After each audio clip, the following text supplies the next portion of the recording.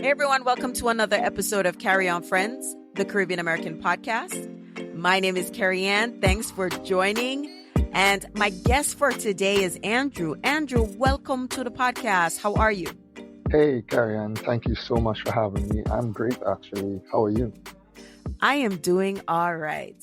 So why don't you tell the community of friends a little bit about who you are, Caribbean country you represent, the work you do, all that good stuff. Okay, no problem. So, well, I'm Andrew. I come from the Caribbean islands of Trinidad and Tobago. I am a documentary filmmaker, writer, business developer, and business analyst. Right. What I do is try to develop the film and television industry throughout the Caribbean and Caribbean diaspora. Tell me a little bit more about that. That seems so broad. Tell us a little bit more. No problem at all. So that means is that I am dedicated to telling the Caribbean story from an authentic Caribbean perspective. So basically, like we get a lot of persons wanting to know more about the Caribbean, and then sometimes person from outside the Caribbean or citizen not from the Caribbean culture trying to tell the Caribbean story, but it doesn't come off all that well. But what it is, we wanted to try to show what the Caribbean is about, show what Caribbean culture is about, and for us to tell our own stories. So in terms of developing, so what we do, we try to export it to different cultures. So like we have documentaries on the art of whining. We have certain things on the way we eat, the way we dress, the way we talk, and stuff like that. And we send it to other cultures, like places in Africa, places in India, places in the UK, the US, Asia, all over. So you create your own documentaries about Caribbean cultures and then you shop it to different markets to see if they'll put it on whatever programming they do over there in their country. Is that about right? Yes, that's very correct. Okay, good. I get it. I'm in a similar business with the podcast. It's like we want to tell our own stories because they misconstrue the thing. It's like, no, that's not really how the thing said. Yes, so No, much. that's not why we do this. That's not how it go, you know? Yeah, exactly. So my question for you is, I mean, everybody wants to do this, but is there a viability for Caribbean content like this? Do people want it? Like we are creating it because we want to dispel whatever myth or misconception they have, but is there a market for it? And let's be honest, you know, we want to see ourselves and you and I are in the same business of creating content, but is our Caribbean audience, whether in the region or in the diaspora, wanting this content? So is there a demand for this content? Yes, there is a demand, and the demand may not look as a demand in the traditional sense, but there is a demand because one, there's a lot of Caribbean descent persons around the world. Wherever you can go, you can find a Jamaican, you can find a Trinidadian, you can find a Bajan, you can find a Grenadian. So all over you, they get that. And what we as Caribbean people should take up the mantle and recognize ourselves that we are very, very influential people. So we have influenced so much cultures around the world. And that is where I believe one of our major powers lie in the influence we have. So, Jamaicans have influence within the hip hop. Other countries have influence in the film. Some of our Caribbean brothers and sisters are doing so well out there. So, telling the story of how or why we are the way we are actually in demand because a lot of people don't really know the origins of certain things. And also is what I have learned throughout my experiences, people always are interested in the new and different. So a lot of conversations come from outside, especially in the US, in the UK, also a lot of places in Africa, is that they are interested in Caribbean, but they don't know how to interact with the Caribbean. And I get that a lot within the conversations that I've been having. So, for example, is that what is being portrayed is a normal beach, sand, and food and stuff like that. But a lot of the times, they actually want to understand things a lot more deeper, right? And in going deeper, sometimes we ourselves don't know how to tell our own stories. So if it is we could tell our stories for ourselves and make people interested, or people actually see some sort of commonalities between the way we live and the way other cultures live, that's where the interest and demand comes from. I'm not grilling you because I disagree. I'm doing this for the sake of an audience member who might say, well, I don't see the profitability. We're not seeing Caribbean content on Netflix the way that, Nollywood is, and granted, Nigeria is a much larger country and economy, but Mm-hmm. I feel like that's what Caribbean people want to see. And I feel like that's what the powers that be, the executives, when you focus on Caribbean culture, they want to see a mass market adoption of the content. And that's not always seen. You hear about music, but that's a whole other drama. So Right. as a documentary and a filmmaker, there is a financial piece that's associated Mm-hmm. with anything. When it comes to profitability of the work you're doing or trying to convince more people to do it, like, what would you say? Because you as a documentary, developer, it takes a lot of capital to do this work. What's the opportunity there for anyone to get into this? They're like, it needs to make money, and is this Right. something that can make money, even if it's just to break even with your expenses? Right. And I will say yes, it is because I saw the GT with a couple of people, even this filmmaker named Ansel Harris, right? And we started with basically what's in our pocket. Now, I know the culture within the Caribbean is basically waiting for funding and waiting for persons to come and invest, but you can't expect somebody to invest in you unless you invest in yourself, right? So what basically happened is we invest in ourselves. So we did whatever money we had, whatever money we were making and stuff, and we invested it in the equipment. We invested into the productions. We pay the actors, we pay the stuff, right? And in turn, when we started to invest, and we just basically showing what we did in a matter of 6 months to a year, we got persons coming wanted to do a documentary. We got persons wanted to do television shows. We got persons wanted to do film festivals with us. We got persons wanting to pay us to do productions for them, TV stations and stuff. So yes, there is a market, but it has to start with you or a person wanting to invest in themselves and not being afraid of telling their own stories, not being afraid of getting a lot of feedback, whether it's negative feedback or positive feedback. If it's negative, you have to take it, look into it, see what's real, what's not true, and continue telling the stories. And what it is we have found in what we were doing or how we are doing this filmmaking, documentaries, and even just producing television series and content is that a lot of persons wait for a fairy tale or a godmother or some sort of somebody to come and give them money rather than having a mentality of getting up and going and hunting after it. And also too in our interactions with persons from Hollywood, interactions with persons from other film industries all over the world. What it is that that's actually across the board. Now it's not Hollywood coming and giving persons a set of money. Persons have to actually fund it for itself and then present it to Hollywood.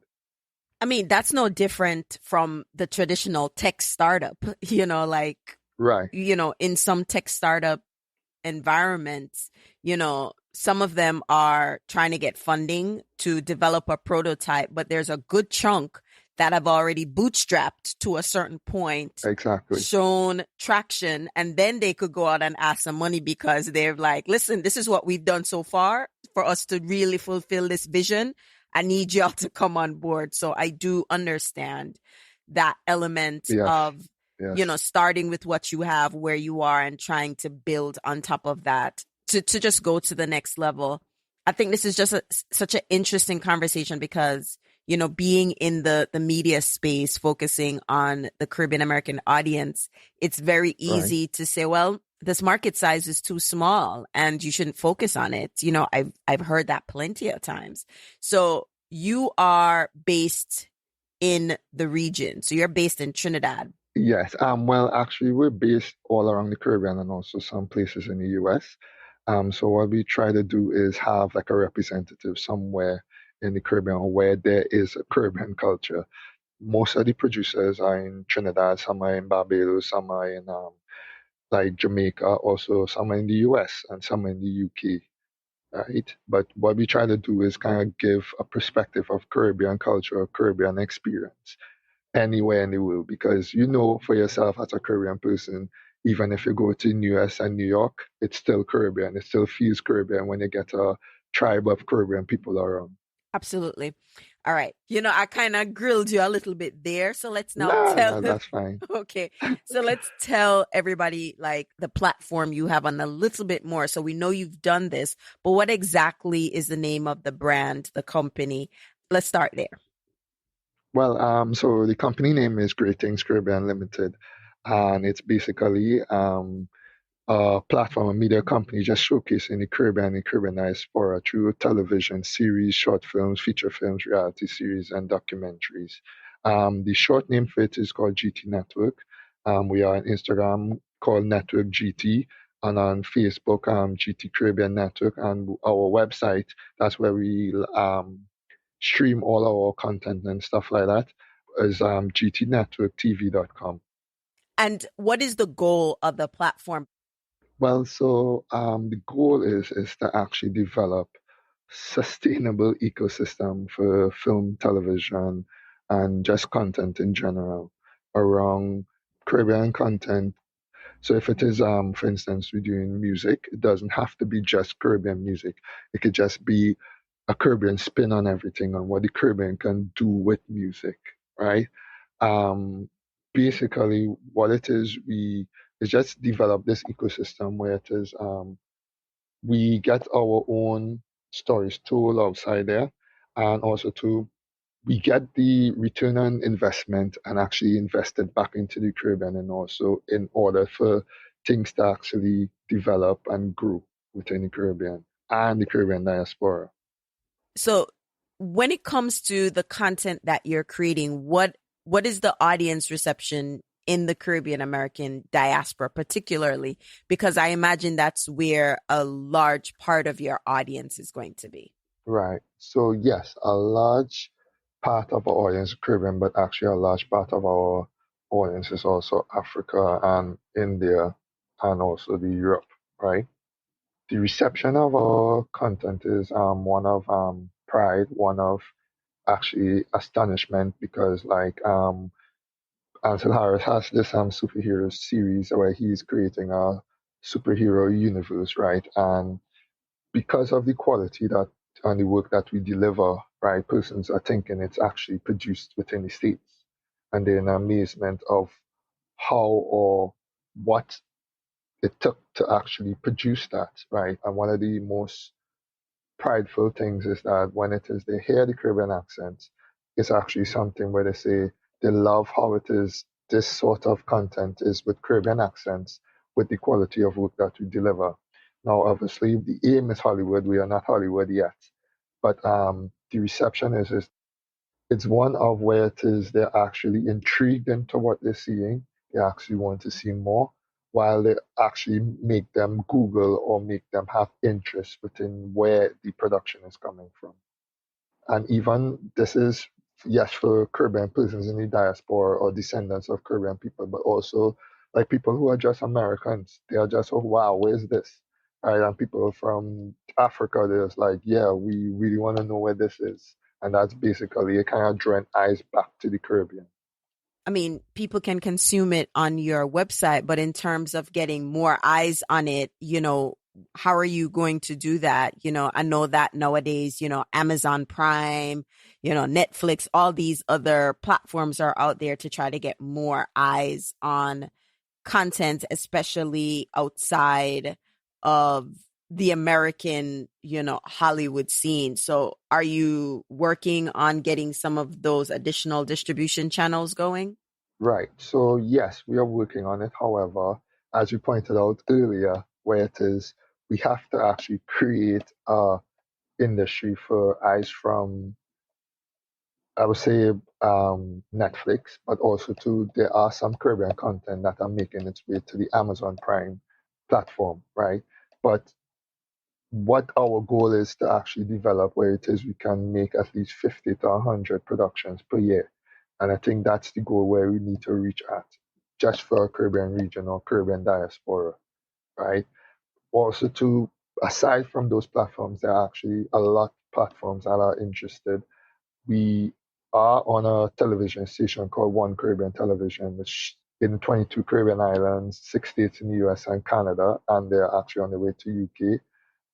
We were on a platform called RT7, that's out of Holland in Netherlands. And also too, we're on a platform called Mozo TV, that's in Zambia, Africa, as well as we're working on other stuff throughout Africa. So what it is we're getting is people are actually very interested in what we're doing. And although it may not be the major platforms, there are actually hundreds of different platforms that we are actually able to go to and able to make deals with, and whatever is the right deal, we'll actually go ahead and sign and be a part of that platform.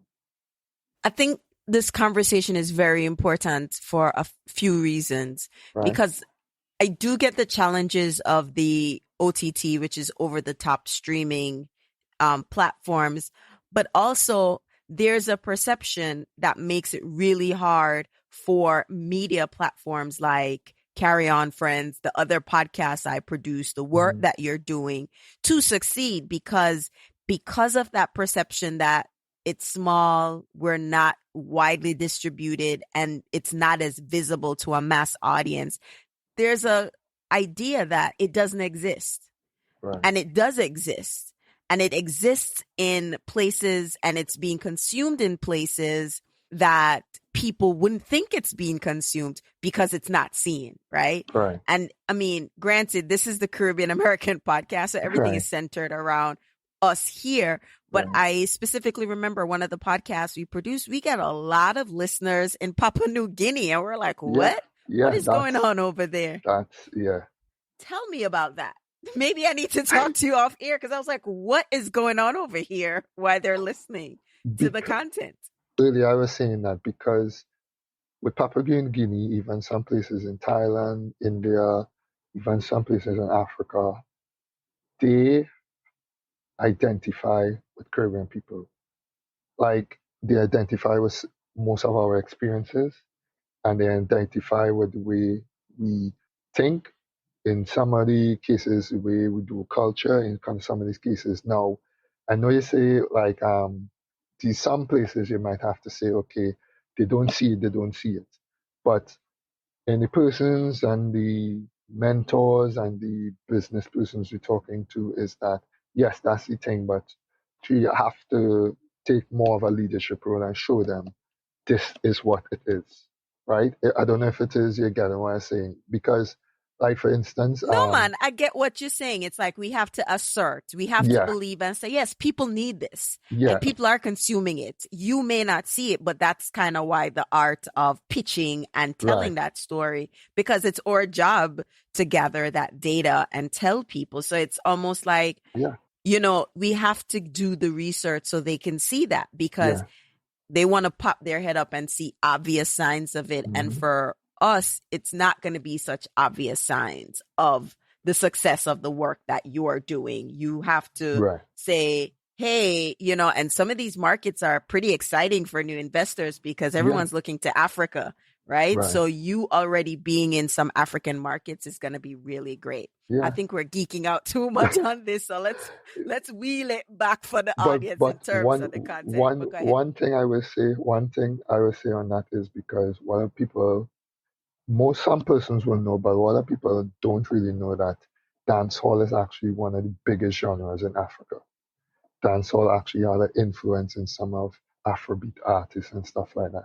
So it's there, although it's not widely known. And this is like, sometimes I get that Caribbean people sometimes have the mentality when they wait for someone to say it rather than come out and see it for themselves. Even people in Caribbean, even some Caribbean American persons are the same. So if it is, we take like certain things how other countries operate, where they say, even as simple as sometimes a simple article, the 6 things you should care about for this summer. Saying they're literally telling you these are the 6 things you should be caring about for this summer. And that's the kind of attitude and that's the kind of mindset we have to go into doing things. Okay, this is the Caribbean. We have all this backing us up, and this is why you should care. I think one of the takeaways for a listener is to support Caribbean media houses like yourself. Yeah. Great Things Network, GT Network, and Carry On Friends, Breadfruit Media, because that's how we're going to grow, because other people have to know about us. And the reality is, I know this for a fact, that not as many people see us because we're competing obviously against media platforms with more marketing dollars and more, just a much larger engine. So I really like where this conversation is going. So what do you want to tell the audience for them to get to know you and more about the work that you and the company are doing? And what do you want the audience to know and do? Well, what I want the audience to know is that we are here for the long haul, and basically we are dedicated to telling Caribbean stories. And when we say that is because to us, when it is we're doing stuff, is that there are actually thousands of Caribbean stories to tell. And the more you get into it, the more you dig deep, you realize that it's actually important stories for the world. Meaning that the influence the Caribbean had, right, as well as also to the literal sheer presence the Caribbean gives towards the world, shouldn't be underestimated. And if it is, you look back in terms of ancient history and stuff like that, the only way a story is told if it's passed down from generation to generation. And what we are about is trying to keep the story of the Caribbean going, not letting it be forgotten, not letting it fade away. And I think that's our duty to do, where it is we don't become too much of another culture, where we try to keep our culture alive. And we need to do it in a bigger way. We need to do it in a better way. And we need to show the world, but also show ourselves why it is it matters. So we should appreciate it first. And then the world will always look to something that is a group of people appreciate. And also we have to look at the fact that we should look at our culture as one of the biggest things, because when it is you look to certain parts of Asia, most of their things that they sell is their culture. And our culture is so rich that we're supposed to be actually striving towards doing certain things like that. So the takeaway for GT is that we wish to do that in a different way. We try to do that in an authentic way. We try to do it in our own way, not in a way that it is Hollywood or other places are doing. We are just basically trying to, persons could come and actually take a sigh of relief and say, yes, I can identify for that. As well as the secondary aim of GT Network is basically showing the commonalities that we have with other cultures rather than waiting on other persons to show us. So as it is, you said, Papua New Guinea, where it is we can identify with Papua New Guinea and Papua New Guinea can identify with us. Places in Africa can identify with us. And you will show how it is Caribbean culture has a lot of importance throughout the world, where it is other persons from throughout the world can identify with it. And to the point that right now there's Carnival is getting more and more popular throughout the world, but also throughout Africa. There's a Nigeria Canada, there's a Zambian Carnival. All these things are actually showing the influence the Caribbean can have if it is we just get up and show the world what we are about. Listen, the point that you said, and before we wrap up, is we have to do it in our way. I think it's important to show that we don't have to copy the way Hollywood does it for it to be Caribbean and say, okay, this is the Hollywood method. There is a very Caribbean way of doing film. We have to just put our own little stamp on it and, just add our flair, to the thing, right? Yeah. And I think that is so important. And I'm not saying it is easy, but like you said, there is this aspect of how do we preserve, for our generation. Like I look out in the Mm-hmm. media space. I'm like, what are our kids seeing about Caribbean culture? So I know growing up, Mm-hmm. we were able to see Desmond's, which was a UK based show. Yeah, yeah, You were able to see little things around characters of Caribbean culture. But for this era, the 2000s, I'm not really seeing a lot of that. And I yes, think we need to create this kind of content. yeah. I mean, I'm starting off with podcast, but you never know where I'm gonna go. All Yeah, right. I could see you're going to go really, really far with this because, Really? You need to tell me be, more off the air, but yeah, definitely. Because one thing I admire from your podcast is that, again, keep it authentic and you keep going, right? And that's basically ingredients from, I believe, that I have seen is for success. So, like, I like how it is you just keep it very, very Caribbean. You don't try to make it into something that it's not. It's just very, very Caribbean, and it's something that and it can always people could always take away something from it. thank you. It's important for me to be me. I'm Yeah, Jamaican, yeah, but I'm very Caribbean, so it's like anything outside of that, it's going to be pretending, you know? yeah, And yeah, yeah. and you, a filmmaker, a documentary maker, you guys have the eye, that lens. So Right. when the person is not really into the character or, Yeah, yeah, so the same way the audience could watch a movie and say, I didn't believe that. You right. want the audience to be able to say, yeah, I like that show. Maybe this topic this week wasn't it, but I like the person Mm, or I like the guest, and that's important, right? And I've always wanted to be Carrie Ann, and I think to encourage other people to be themselves. It's hard right. to do things counter to what social media everybody is doing, but Yeah, we know that our culture is special. We know it. We don't need yeah, anybody yeah, else to tell us. But there are moments when you're lining up against everybody else. People will make you feel small. And it's even though we'll beat chest and be like, yeah, Caribbean culture. But when you're in a space and yeah, you really realize that, okay, they have stuff going on and you don't, that's the moment where we dig deep and say, you know what? My catalog is deep. My culture's catalog is deep. I got a lot to pull yeah, out of yeah, my culture. So you know what? I may not be where you are yet, but me soon right. come, basically. Yeah. And I will add to this, what it is like, for instance, I don't know if this applies to you, but it applies to a lot of Caribbean people where it is a person's beginning might be your beginning. So, like for instance, in terms of GT, we can't go out and find actors. We have to train them. You have to get persons that will say, hey, I believe you can act based on your personality. Are you willing to try it?